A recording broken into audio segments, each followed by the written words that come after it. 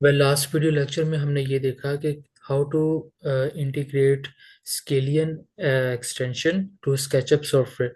इस video lecture में हम देखेंगे कि स्केलियन एक्सटेंशन तो हमारी ऐड हो गई है, लेकिन अब हमने इस टैब को कैसे एफिशिएंटली यूज़ कर सकते हैं। ठीक है, इसका क्या पर्पस है, इस सिंबल जो आइकॉन है इसका क्या पर्पस है, एडिट यूजर डेटाबेस। ये मेरा जो फर्स्ट वीडियो लेक्चर था इस प्लेलिस्ट का, उसमें मैंने डिटेल से आप लोगों के साथ डिस्कस किया था कि एडिट यूजर डेटाबेस में जाके पैनल का जो ब्रांड है उसका मॉडल है, लाइक पैनल का लेट्स सपोज ब्रांड है कैनेडियन सोलर। ठीक है, CSI कैनेडियन सोलर इनकॉर्पोरेशन। इसी तरह ही अगर मॉडल की बात करें, let's suppose top by high Q. Top मतलब टॉपकॉन टेक्नोलॉजी का, बाई मतलब ये बाईफिशियल मॉड्यूल है। मीन्स के ये यही वजह है कि जब आप इसका मॉडल देखेंगे ना, बल्कि मॉडल ये पड़ा हुआ है, तो मॉडल में आप देखेंगे तो इसके आगे ना लिखा होगा CS6W555, जो कि ये कितने वाट का पैनल है, ये 555 वाट का पैनल है। और एजी मतलब एल्बिडो गेन। एल्बिडो गेन का मतलब ये है कि ग्राउंड देखें, तीन किस्म की बीम होती है। एक होती है direct beam, second one is reflected beam, and third one is जो ग्राउंड से आती है। एक डिफ्यूज बीम भी होती है जो जो एनवायरनमेंट में स्कैटर्ड मॉलिक्यूल्स जो से होते हैं उनसे स्कैटर्ड होती। तो ग्राउंड की जो रिफ्लेक्टिविटी है उसको हम बेसिकली एल्बिडो गेन कहते हैं, कि ग्राउंड से जो बीम स्ट्राइक करके और एक जो पैनल है उसकी बैक सरफेस पे पड़ती है और वो कितना गेन लेती है उसको हम कहते हैं एल्बिडो। मीन्स के it is the amount of ground reflectivity. इसी तरह एल्बिडो ग्रास का और होता है, सैंड का और होता है, कंक्रीट का और होता है, वाइट का सबसे ज्यादा होता है, क्योंकि वाइट का जो कलर होता है उसमें रिफ्लेक्टिविटी सबसे ज्यादा होती है। तो ये चीजें हमने इन डिटेल से स्टडी की और फिर टेक्सचर देखा कि ये मोनोक्रिस्टलाइन का है, ये टेक्सचर पॉलीक्रिस्टलाइन का है। तो इसको हमने डिटेल से देखा। अब फिर ये मैंने आपको आइकॉन बताया कि इस पे क्लिक करेंगे ना तो आपने जो स्केलियन ऐप जो एक्सटेंशन है वो स्केचअप से जो इंटीग्रेट की हुई है, वो ये स्टेटस इसका दिखा देगा कि ये लाइसेंस एग्रीमेंट है, आप फ्री वर्जन यूज कर रहे हैं और ये लाइफ टाइम है। इसमें ये चीज़ नहीं है कि ये कुछ टाइम बाद एक्सपायर हो जाएगा। ओके, सो इसमें फिर आ जाता है सन चार्ट। अब सन का एक ना होराइजन होता है, सूरज का एक सन पाथ होता है। उसमें जो जिस तरह जून 22 सबसे जो शॉर्टेस्ट डे और सबसे जो लॉन्गेस्ट डे है, सन चार्ट उसको रिप्रेजेंट करता है। जब हम 22 जून की बात करते हैं तो ये सबसे ज़्यादा लंबा तरीन दिन है। ठीक है, 22 जून। इसी तरह जो 22 दिसंबर है ये सबसे कम शॉर्टेस्ट डे है। आप देखेंगे कि इसमें हम जो आमतौर पे शेडो एनालिसिस कर रहे थे वो नवंबर, दिसंबर, जनवरी, फेब, स्पेसिफिकली इन मंथ्स को टारगेट कर रहे थे। उसकी वजह ये थी कि सन का जो होराइजन है, सन का जो पाथ है वो कम होगा, जो पैराबोलिक पाथ है उसका वो कम होगा, जिसकी बेस पे जो पिच हम डिफाइन कर रहे होते हैं इंटररो स्पेसिंग। ये जो कमिंग वीडियो लेक्चर है उसमें मैं डिटेल से आपको बताऊंगा कि इंटररो स्पेसिंग क्या होती है, पिच क्या होती है और पैनल की प्रोजेक्शन क्या होती है। इसको डिटेल से स्टडी करेंगे, ये बहुत यूजफुल है। आपका कोई भी सिस्टम है, वो आपका RCC रूफ है, स्लैब रूफ है, इन्वर्टेड बीम्स है, either north south inverted beams है और ईस्ट वेस्ट इन्वर्टेड बीम्स है, शेल रूफ है, east west oriented shell roof है या north south oriented shell roof है। इसी तरह वो फ्लोटिंग सोलर सिस्टम है या वो वॉल माउंटेड सिस्टम है या कोई भी किसी भी टाइप का वो सिस्टम है, अ, वो पीबी कोरुगेटेड है। ठीक है, तो या फ्लश माउंट है, उस केस में आपको पिच, पैनल की प्रोजेक्शन, इंटरनल स्पेसिंग, इन तीन चीज़ों से लाजमी आपका जो वास्ता है वो पड़ता है। तो इसको हम डिटेल से स्टडी करेंगे। तो ये सन होराइजन हो गया कि सन कैसे कैसे अपनी पोजीशन को चेंज करता है। यही वजह होती है कि हम जब डाटा शीट को कंसल्ट करते हैं ना तो उसके आगे ना वॉट पीक लिखा होता है, WP। बेसिकली WP शो कर रहा होता है कि पीक टाइम में मीन्स के पीक टाइम में ये अगर 580 का मॉड्यूल है तो इसका पीक टाइम में ये 580 वाट देगा। लेकिन ये जरूरी नहीं कि ये हर टाइम देगा 580। ये चीज आपने देखनी है कि जब सूरज निकलता है तो जो एक इरेडियंस होती है कि अगर 1 स्क्वायर मीटर आपका एरिया है और उसमें जो सन की जो बीम है, इंटेंसिटी है, वो प्रोजेक्ट कर रही है 1 मीटर स्क्वायर में, तो हम उसको कहते हैं कि पर मीटर स्क्वायर में जितनी अमाउंट ऑफ प्रोजेक्शन बढ़ रही है, तो वो जो हम गेन एनर्जी कर रहे हैं या वाट कर रहे हैं उसको हम कहते हैं रेडियंस। इसको हम मेजर भी करते हैं पर वाट पर मीटर स्क्वायर। तो वो बेसिकली वो क्या है, तो वॉट पीक का ये मतलब होता है कि पीक टाइम में मतलब 11 से 1 1:30 बजे तक ये पीक टाइम पे प्रोडक्शन देगा। IMP और VMP पे means voltage at maximum power and current eight maximum power. Last दो ये रह गए। अब एजीमथ क्या होता है, टिल्ट होता है। ये इससे अगला वीडियो लेक्चर में हम डिटेल से स्टडी करेंगे टिल्ट, एजीमथ, पिच, इंटरवल स्पेसिंग और panel projection of solar PV module. तो इधर खैर मैं आपको जरूर टैप का बताऊंगा, लेकिन अब इनकी क्या थ्योरेटिकल क्या प्रैक्टिकल सिग्निफिकेंस है वो हम इसको एक डिटेल में स्टडी करेंगे। आप लेट्स सपोज आप कर लें कि 40 फीट 40 फीट, ये मैंने एरिया एक फील्ड सेगमेंट जो सा वो ड्रा किया, और इस पे मैं पैनल्स जो से वो प्रोजेक्ट करता हूँ। अब मैं इस पे क्लिक इसको सबसे पहले सिलेक्ट किया, इंसर्ट सोलर कंपोनेंट्स। तो सबसे पहले मैं इधर जाऊंगा, रिलेटिव टिल्ट मेरा क्या है। ठीक है, मेरा जो टिल्ट है वो क्या है, टिल्ट मतलब ये है कि ये आपका let's suppose solar PV module है। ठीक है, अब ये सोलर पीवी मॉड्यूल जो ग्राउंड के साथ या हॉरिजॉन्टल सरफेस के साथ जो एंगल ऑफ इंक्लिनेशन बना रहा है, जो टिल्ट एंगल बना रहा है, इसको हम कहते हैं टिल्ट। ठीक है, टिल्ट एंगल क्या है कि हॉरिजॉन्टल सरफेस के साथ जो आपका एंगल बन रहा है वो टिल्ट एंगल है। ठीक है, फिर एक जीनत एंगल भी होता है, ये जीनत है, तो यहाँ से जो एंगल बनेगा उसको हम जीनत एंगल कहते हैं। अच्छा, एजीमथ अब क्या होती है, एजीमथ बेसिकली होती है ओरिएंटेशन।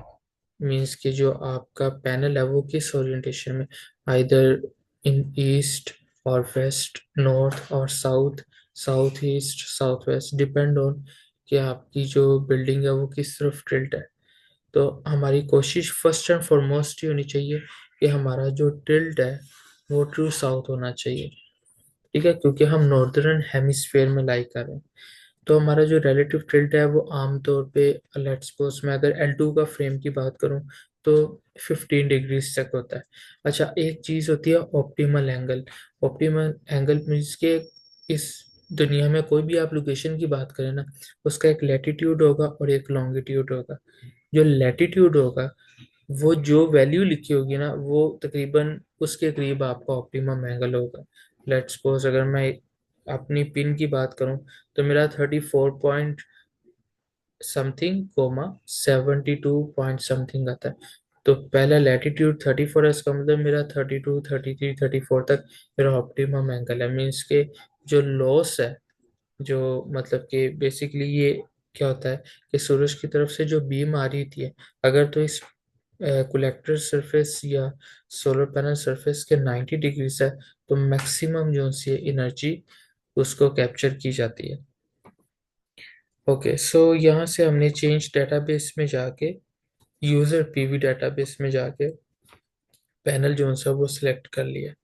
तो जैसे ही सिलेक्ट किया तो जो हमने एडिट यूजर डेटाबेस में पैरामीटर्स डिफाइन किए हुए थे, length, width, thickness, power, weight, वो सारे इधर विजिबल हो गए। ठीक है, इसको हम फीट और इंचिस में भी देख सकते हैं। उसके लिए आपने सिंपल इस पे क्लिक करना है, यूनिट्स में जाना है, डेसिमल से आर्किटेक्चरल में जाएंगे। तो ये देखिए, आप इसको दोबारा अगर मैं क्लिक करता हूँ तो ये फीट और इंचिस में मुझे दिखा रहा होगा। तो 7 feet 6 inches, 3 feet 9 inches length और विड्थ फीट और इंचिस में। अगर मुझे दोबारा में जाना, क्योंकि मेरी वर्किंग जो सी वो में ही है, डेसिमल, तो ये अगेन इसको मैं जब सिलेक्ट करूंगा तो आप देखेंगे ये एमएम में सारा डाटा प्रोवाइड कर रहा है।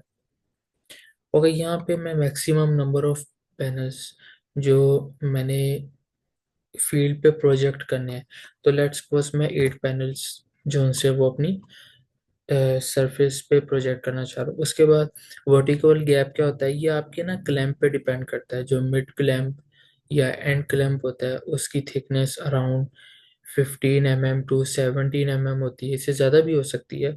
थिकनेस जितनी ज़्यादा होती है उतना बेटर होता है, लेकिन ये जो एक स्टैंडर्ड फॉलो है, लेट्स सपोज 17 mm का आपका मिड क्लैंप है, ठीक है, तो आपने थिकनेस 4 रख देनी है। या आमतौर पे आप 1 इंच रख सकते हैं, which is equal to 25.4 mm। Okay, so ये आपने रख दिया। इसी तरह हॉरिजॉन्टल में भी वही आपने 25 mm रख दिया स्पेस बिटवीन। अब यहाँ पैनल की ओरिएंटेशन की बात हो रही है कि panel is either in portrait और इन लैंडस्केप। तो मैं चूंकि L2 की बात कर रहा हूँ, तो मेरे पास जो फ्रेम होगा फिक्स फ्रेम, क्योंकि ये मूवेबल ट्रैकर तो नहीं है, ये एक फिक्स फ्रेम है, तो वो L2 में है। मतलब 2 पैनल्स है, 2x1 का ये फ्रेम होगा, 2 रोज, मतलब 2 पैनल्स मेरे हॉरिजॉन्टल में होंगे ओरिएंटेड, और एक कॉलम होगा।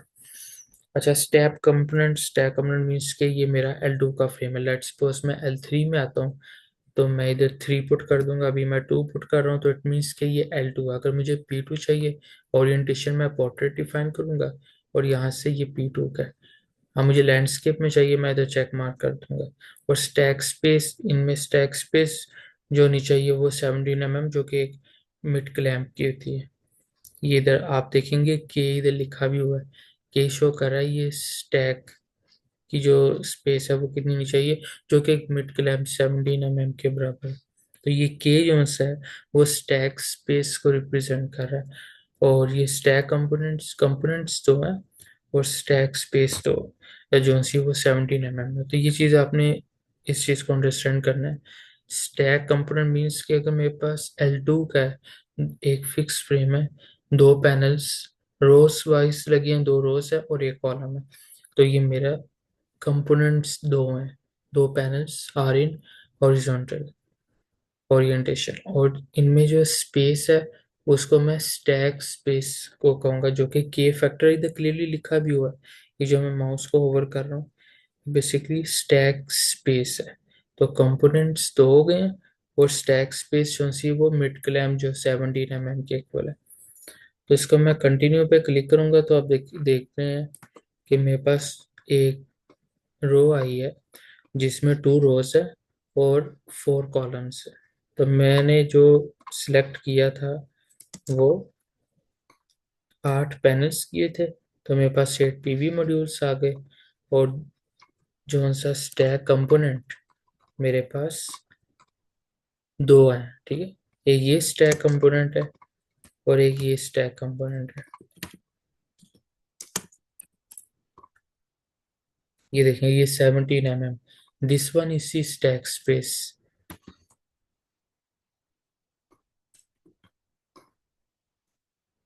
और ये जो 25.4 mm है, ये बेसिकली ये वो चीज़ है जो मैं आपको बता रहा था कि जो वो ये वाली बेसिकली स्पेस है जो एस से रिप्रेजेंट कर रहे हैं। ये देखिए, ये स्पेस बिटवीन पैनल्स, ठीक है, वो ये बेसिकली L1 की रिप्रेजेंटेशन है कि एक पैनल है वो हॉरिजॉन्टल ये में ओरिएंटेड है, ठीक है, तो ये लैंडस्केप में ओरिएंटेड है। तो ये स्टैक स्पेस बिटवीन पैनल्स और स्टैक स्पेस वो एक अलग चीज है। तो आप देख रहे हैं कि ये जो सी है ये 25.4 mm है। ये यहाँ पे ना स्क्रीन में लेंथ आ रही है, अगर मैं इसको यूनिट्स में जाके करूँ ना,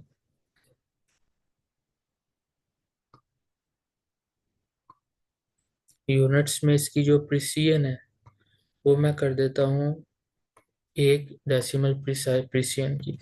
तो अब मैं देखता हूँ ये दो स्टैक कंपोनेंट्स हैं, और इनके दरमियान जो स्पेस है वो कितनी है, वो 17 mm की है, ठीक है, 17 mm है। और जो इसके पैनल टू पैनल है वो कितनी है, वो 25.4 mm है। ये देखिए 17 mm।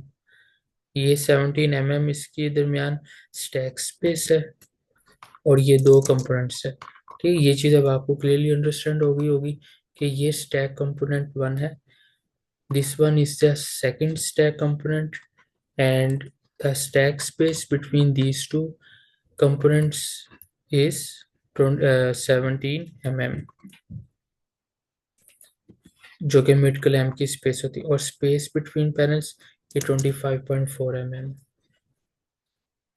तो होप आपको ये वीडियो लेक्चर समझ आया होगा, बहुत इंटरेस्टिंग था ये, कि इसमें दो जो मेन चीज़ें होती हैं आमतौर पे इसमें डिफ़िकल्टी फेस होती है कि स्टैक स्पेस क्या होती है, स्टैक कंपोनेंट क्या होते हैं, और स्पेस बिटवीन पैनल्स। तो ये जो आपको ओरिएंटेशन नज़र आ रही है ना, ये दो पैनल्स हैं जो कि आपस में, ये L1 रिप्रेजेंटेशन है, और इसमें जो दो पैनल्स के दरमियान स्पेस है डेट इज 25.4 mm। इसको 17 mm भी हम कर सकते हैं। और जो इसमें आपकी आ जाती है स्टैक कंपोनेंट्स, वो दो थे।